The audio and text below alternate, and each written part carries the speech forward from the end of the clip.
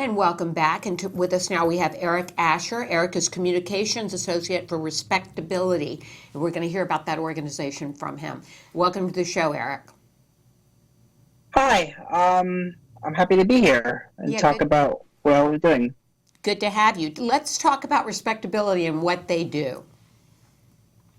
So RespectAbility is a nonpartisan, nonprofit organization, and our goal is to fight stigmas and advance opportunities for and with people with disabilities so that they can achieve participate in all aspects of the community. That's our mission. So wonderful. And Eric, we understand, when you guys come on my radar is usually right around election time, and you certainly came on our radar a couple of weeks ago because you and another individual were helping to, I guess it was two other individuals, were helping to cover the Democratic presidential primary debate that happened right before the Iowa caucus. Tell us a little bit about what you guys were doing there and what that was like. Sure. So from January 10th through 15th, I was in Iowa, all over the state, trying to meet presidential candidates and talk with them, get them on the record on disability issues. And it's personal to me because on the spectrum myself, and so I care what the candidates are proposing to increase employment among people with disabilities, because I spent 2 years after college looking for a variety of opportunities for myself. I care about fighting stigmas because I was bullied as a child and young adult, and I know that my childhood would have been a lot easier if our differences were celebrated and not mocked. So basically, it was personal to me. I got to go to lots of different candidate events. I attended rallies and town halls for Elizabeth Warren, for Amy Klobuchar, for Pete Buttigieg.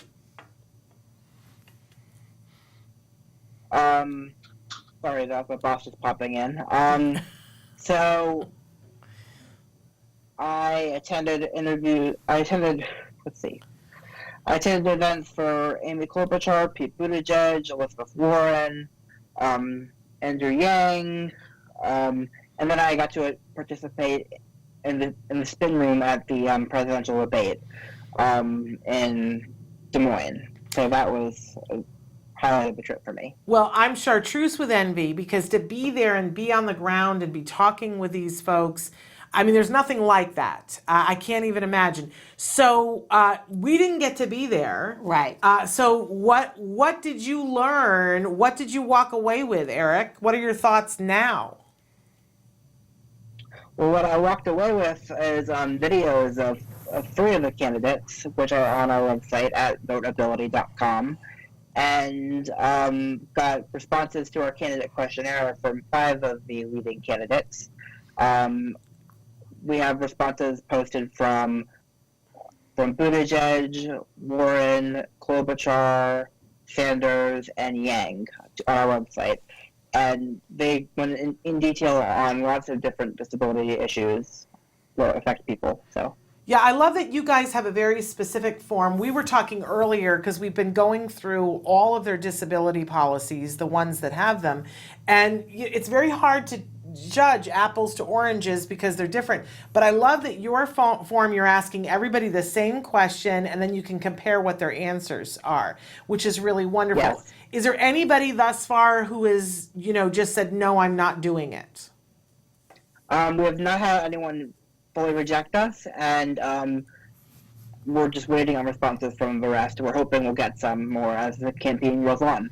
Okay. Are there any of the candidates that stand out to you in terms of what they're offering? Well, at RespectAbility, speaking on behalf of RespectAbility, we're a nonpartisan organization that does not rate or endorse candidates. So I'm not necessarily comfortable answering that question. But, good answer. I will say that a lot of them had good answers. So, okay. And I would encourage everyone to check them out. And is this a big difference in that you see this campaign as opposed to the last one? Well, I wasn't involved last cycle, but from what I've heard, yes, it's a lot better this cycle. I've heard from my colleagues that it was a big deal when Hillary had her plan last time, and that now having so many candidates have plans, and a lot of them are thorough, and a lot of them actually know what I will say is when I've interviewed them, a lot of them actually clearly knew what they were talking about, which made me really happy. So, Right. Yeah. Is there a specific question that you like to ask the candidates, Eric, that because you're interested in their specific answer to that question? Well, we came up with good questions as a team. I would say the biggest one is about employment for people with disabilities. Mm-hmm. And that's the one we asked most of the candidates because that's the issue. Like, for example, I as I said earlier, I spent 2 years looking for a job, having all the qualifications I think I needed. But it took me 2 years to find someone who was willing to give me a chance. And in the employment gap for people with disabilities, people without disabilities, I'm going to the National Governors Association meeting this weekend, meeting with all governors, and I've been compiling flyers with statistics on the employment gap for people with disabilities and people without disabilities in all the states. And the gap is big in every single state, and it's a big, big problem. So. Absolutely. And so what, you do have a job now, and you're doing a great job at your job.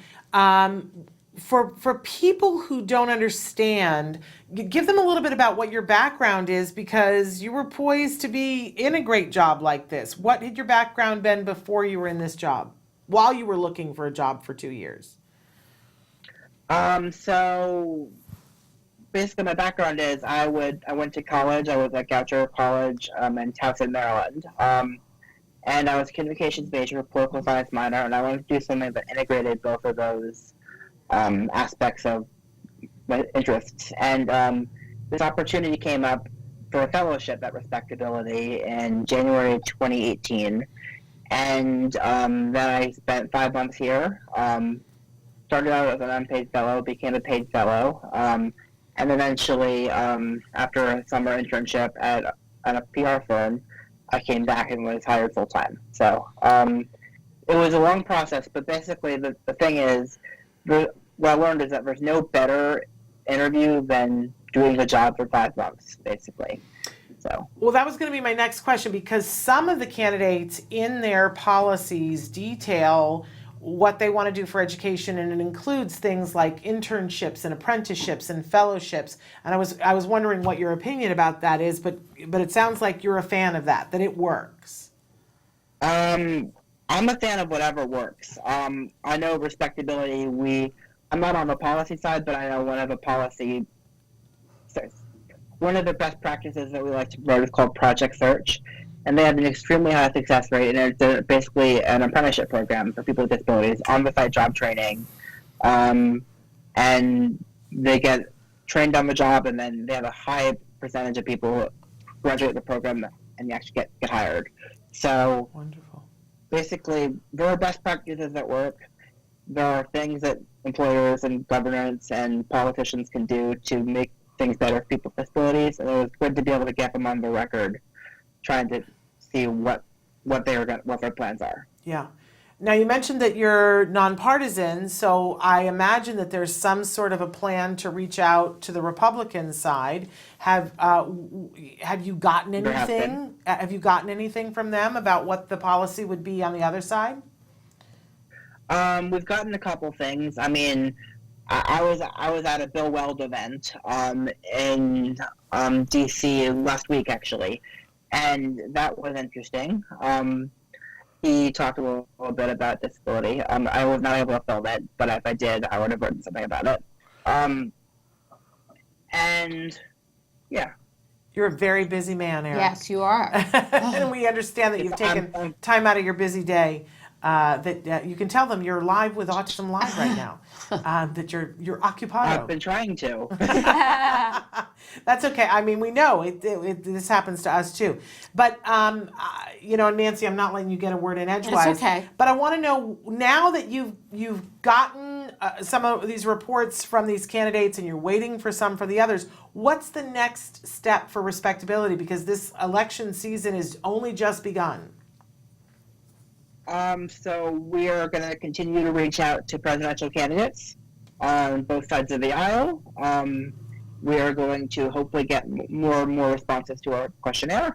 We're also going to be working, I think, on the questionnaire for governors and Senate candidates in all 50 states as well. We're a small organization, so it's a bandwidth issue. We would like to do every House race as well, but we're focusing on governors, senators, and presidential candidates. And where can we read all of these things? What website do we have to go to, Eric? Well, we just bought a new domain name, votability.com, which I plugged earlier. Or you can go to respectability.org for more about respectability. Okay. But yeah, votability.com is where all the candidate questionnaire responses will be posted. And you have the responsibility report on that website? Respectability report, it's actually for the same, it redirects to respectability report, so. Okay, great.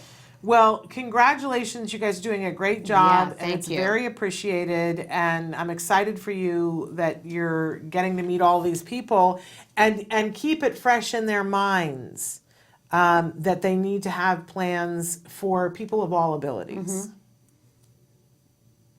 Yes, the disability community deserves to be addressed. We're the largest minority of the country, and a lot of times people don't talk about our issues, so it's good to see that that's starting to change. Great. Thank you for all you're doing to put that in the forefront. Thanks for being with us, Eric. We Yeah, really thank you. we appreciate the having time. me. All right, you take care. Bye-bye.